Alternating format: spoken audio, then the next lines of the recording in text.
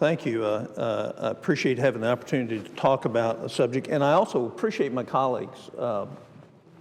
They're absolutely right. Everything they said in terms of the effect of Obamacare. I was here when that debate took place. But there's two contentions that I disagree with them, and I thought I'd voice them on the floor. One is one of the quotes from the senator of Texas is, you can thank the men and women of the U.S. Congress for Obamacare. I would just say you can thank the Democrats for Obamacare, because there wasn't one Republican that voted for it. So it's not the U.S. Congress that did this.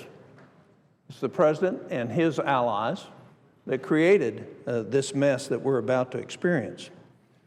The other thing I disagree with is the fact that you cannot design a piece of legislation that will defund Obamacare, because the vast majority of it is mandatory spending.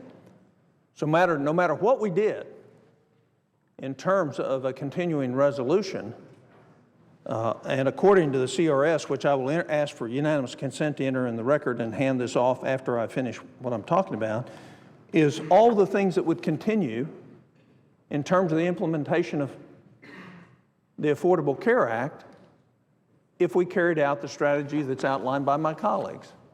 Now, their motivations are absolutely pure. I've never voted for a continuing resolution since I've been in the U.S. Senate.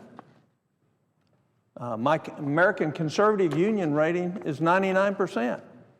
I'd love to defund. I want somebody to show me a mechanism where we can do that, because the vast majority of the money being spent today is mandatory spending that doesn't come under a spending bill associated with appropriations. It was passed by law.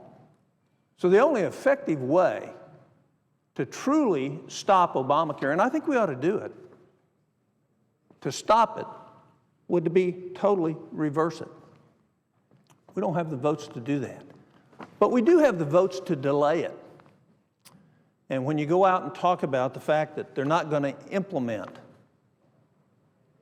the employer mandate, but implement the individual mandate, we can have a vote on that in U.S. Senate. And then we can have our colleagues go home and say why they think it's fair to do that. We could actually add that.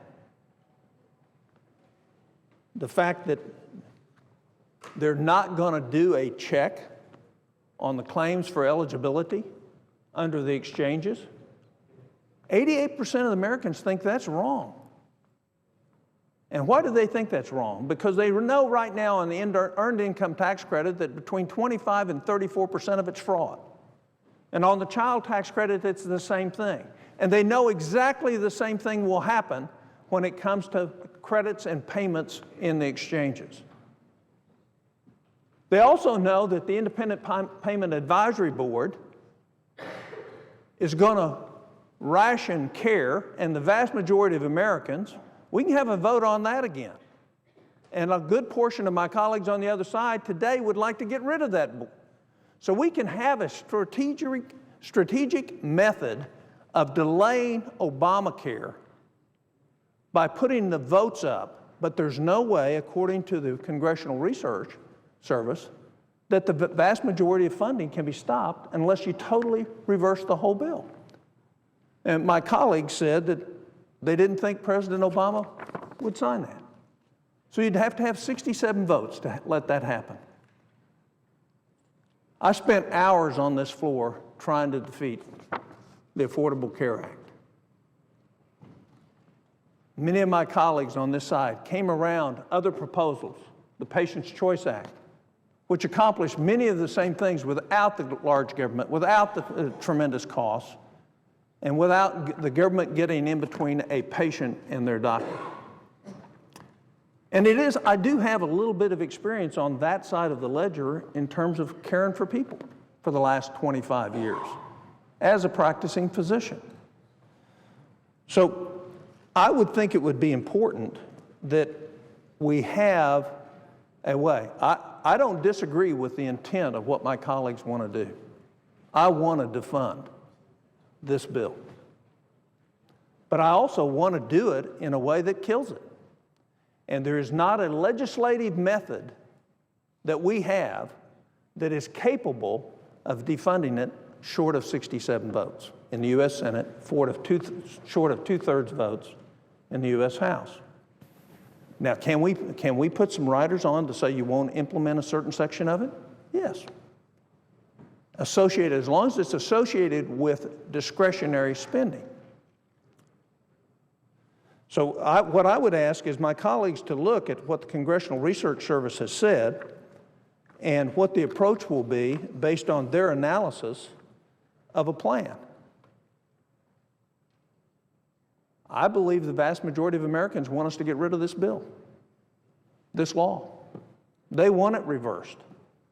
And there's a dissonance between what Americans want and what Congress is willing to give, much as my colleague said.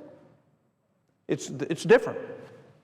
But to claim the fact, and I'll be with them on not voting for a CR, but it won't necessarily be for the same right reasons. They're good reasons. I think that's a terrible way to fund the government. But the fact is there's a lot of ways that we can delay this bill and accomplish what we need to accomplish. I don't think we can do the other. I don't believe we can accomplish that. And just so my colleagues will remember, it was actually in 1996 when we had the government shutdowns, and everybody was all for it till they weren't. And I voted against opening the government back up. And had we held, much like our colleagues want us to hold today, we wouldn't be $17 trillion in debt. We wouldn't have a budget deficit of $800 billion this year. We wouldn't be borrowing $34,000 a second in this government. But I also know human nature. And the very people that say they'll do things today, when it really gets tough, don't do it. So my hope is I praise my colleagues for what they're trying to do. They're right in wanting to try to kill the Affordable Care Act. The cost, the lack of effectiveness, the long-term diminution of the doctor-patient relationship, government involved in every aspect of your health care. That's right. But to have a litmus test, if I don't agree with the process, that I don't really want to defund the Affordable Care Act, is not a claim that settles very well with me, especially spending the last 4 years trying to fight this bill.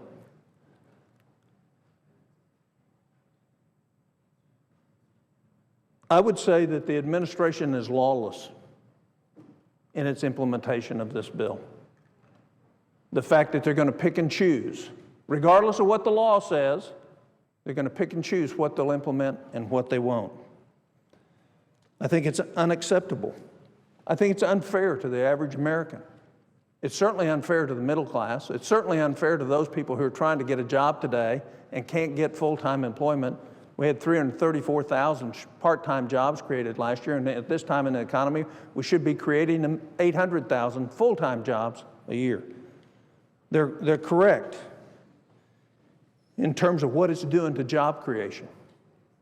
They're correct in terms of the negative that it's having on our economy. They're correct about every part of it except the fact that whether it'll actually solve the problem. In contrast to that is what is it that we have done that we can talk about with the American people that's been positive? We've actually shrunk the size of the federal government for the first time since 1995. The discretionary spending in the federal government is going to decline for the first time. And we ought to use the continuing resolution, in my mind, to accentuate that one positive thing is that the reach and impact of the federal government in everybody's lives should be downgraded as well as with the Affordable Care Act. There's no one perfect way to do this. There'll be disagreements. But the fact is we have accomplished some great things with the Budget Control Act and with the sequester. What we need to do is improve on that. When I first came to the Senate, the average individual's debt was $23,000. It's at $54,000 today. Every man, woman, and child in this country. If you're born today, by the time you're 20 years of age, if you count unfunded liabilities, you will be responsible for in excess of $1 million of debt and unfunded liabilities. Let me say that again. If you're born today, by the time you become a majority citizen, you will be responsible for debt and unfunded liabilities in excess of $1 million. The Affordable Care Act adds to that. But it doesn't add much compared to everything else that we've done. We need to rein this president in. I agree. We need to rein the spending in. We need to rein the Affordable Care Act in. If we could end it, I'd be for ending it tomorrow.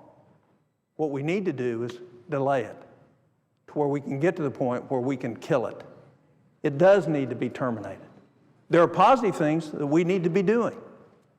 There's no question that we ought to make available, without discrimination, health care for people who have pre-existing illnesses. Those are positive things. We can do that. There are ways to do it other than the inefficient, ineffective way that this bill does it. They weren't even ever considered for a vote when we had this. There wasn't any real debate on alternatives because we weren't allowed to offer them in the U.S. Senate.